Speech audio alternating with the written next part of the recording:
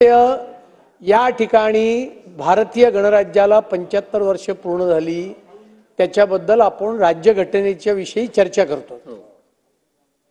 सन्माननीय मुख्यमंत्र्यांनी उत्तरामध्ये काही सांगितलं, त्याचा संबंध जोडून इकडे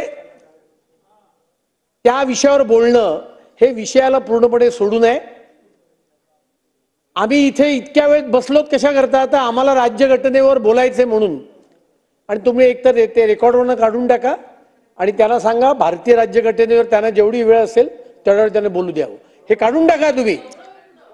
कसं काय, राज्याचे मुख्यमंत्री काही बोललेत आणि राईट ऑफ रिप्लाय या ठिकाणी राज्यघटनेवर बोला, राईट ऑफ रिप्लाय त्यांना मिळाला, मग त्यांच्या पक्षाच्या नेत्यांना राईट ऑफ रिप्लाय मिळाला होता ना।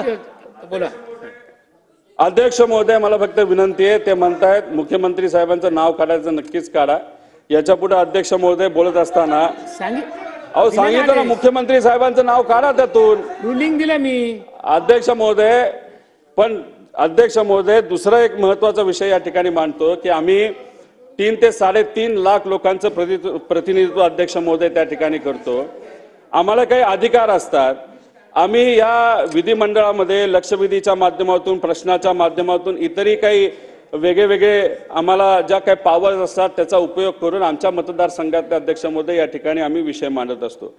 विषय मांडत असताना आम्ही जेव्हा एखादा प्रश्न मांडतो त्याला उत्तर दिलं जातं। उत्तर जर आम्हाला योग्य वाटलं तर आमचं समाधान अध्यक्ष महोदय त्या ठिकाणी होतं, पण जेव्हा उत्तर दिलं जातं त्याला आपण आश्वासन म्हणतो। आता जेव्हा आश्वासन अध्यक्ष महोदय दिलं जातं तेव्हा आपल्या सगळ्यांची अपेक्षा असते की ते आश्वासन पूर्ण सुद्धा झालं पाहिजे।